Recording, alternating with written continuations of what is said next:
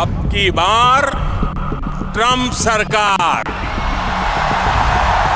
कुछ साल पहले जब नरेंद्र मोदी अमेरिका गए थे और हाउडी मोदी जैसे इवेंट में डोनाल्ड ट्रंप के साथ मंच पर खड़े होकर अब की बार ट्रंप सरकार जैसे नारे लगे थे, तो पूरी दुनिया को लगा था कि इंडिया यूएस दोस्ती अब नई ऊंचाई पर पहुंचने वाली है।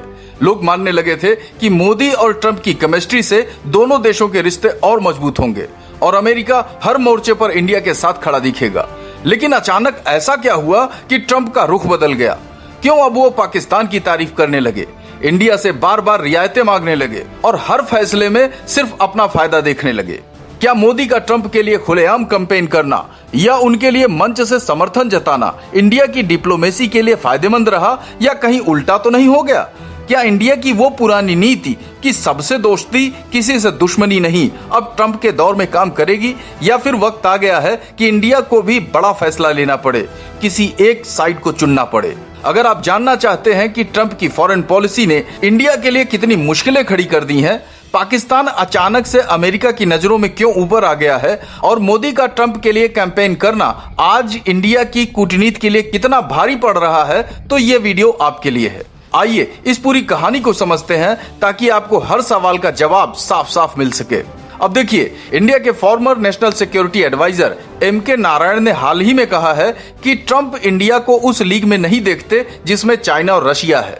ट्रंप के लिए यूएस के बाद सबसे ऊपर चाइना और रशिया आता है, इसके बाद फिर बाकी देश आते हैं जिसमें इंडिया भी शामिल है। ट्रंप की पॉलिसी बेस्ड है कोल्ड रियलिज्म पर, मतलब सिर्फ अपने देश के फायदे की बात, न डेमोक्रेसी, न इन्वायरमेंट, न ह्यूमैनिटी जैसी बाकी किसी चीज की परवाह नहीं।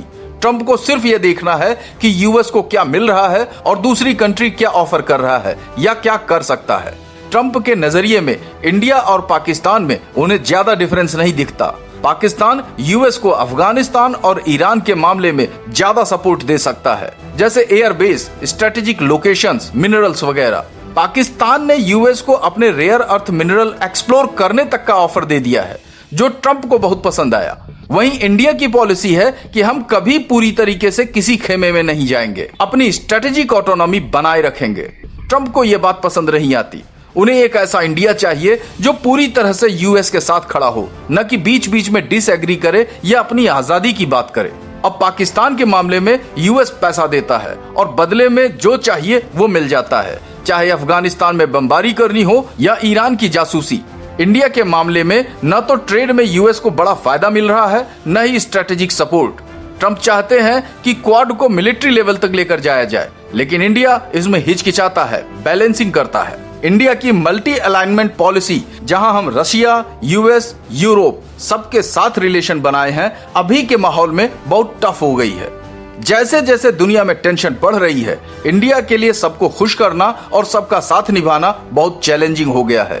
कई बार ऐसा लगता है कि इंडिया को अब कोई बड़ा डिसीजन लेना पड़ेगा, किसी के साथ पूरी तरीके से खड़ा होना पड़ेगा। ट्रंप के टाइम में ये जो बात है वो ज्यादा दिखी कि यूएस अब सिर्फ अपने फायदे की सोच रहा है। पुराने अलायंस और दोस्ती जैसी बातें पीछे छूट गई हैं।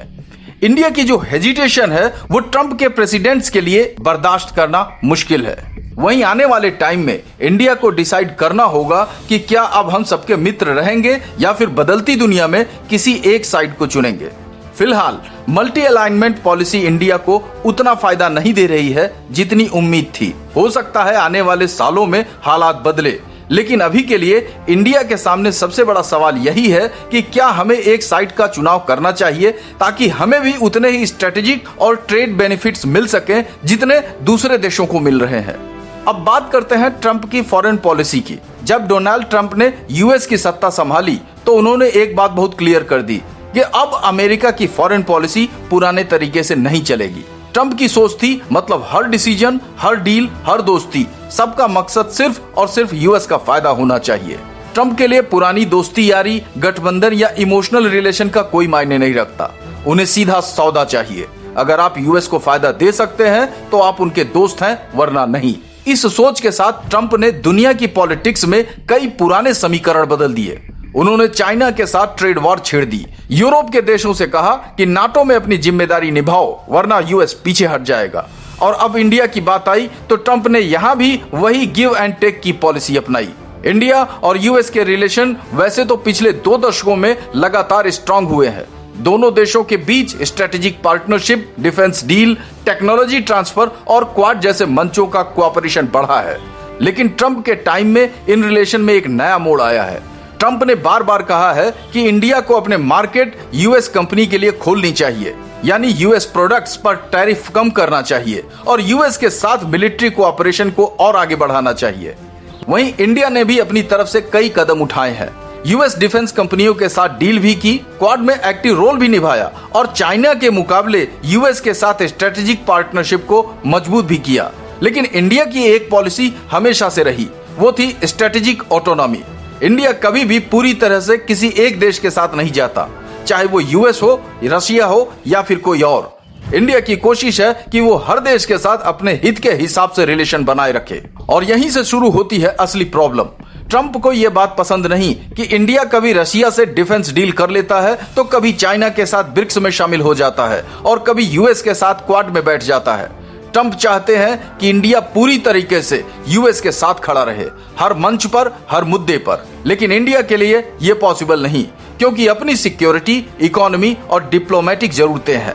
अब आते हैं पाकिस्तान की ओर ट्रंप के झुकाव पर।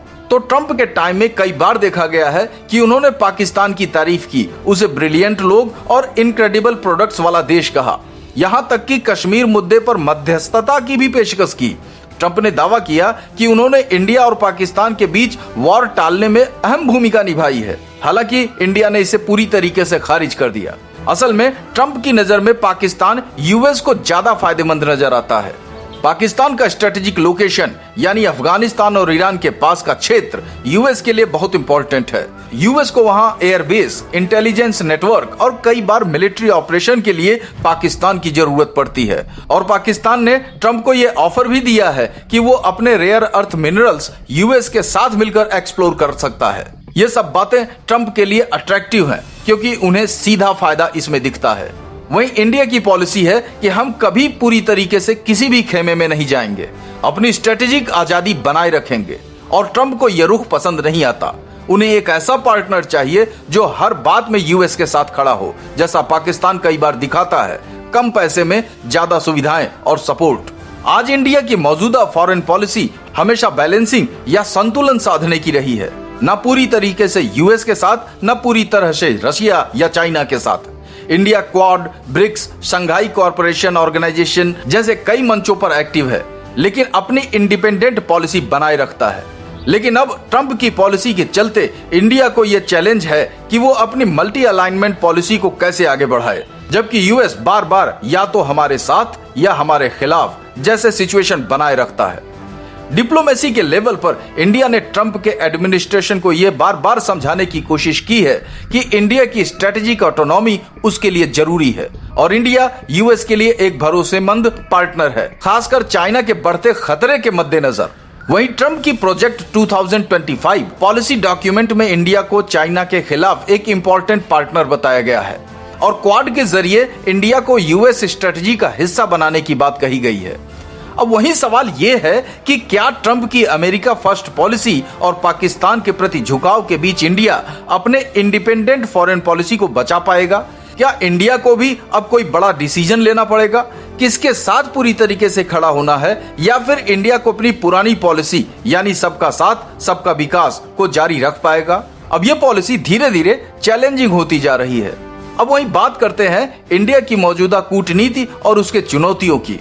आज दुनिया में इंडिया की फॉरेन पॉलिसी का सबसे बड़ा फीचर है बैलेंसिंग एक्ट। इंडिया हमेशा से यही कोशिश करता रहा है कि वो किसी एक खेमे में पूरी तरीके से न जाए, बल्कि अपनी स्ट्रेटेजिक ऑटोनॉमी यानी रणनीतिक स्वतंत्रता बनाए रखे।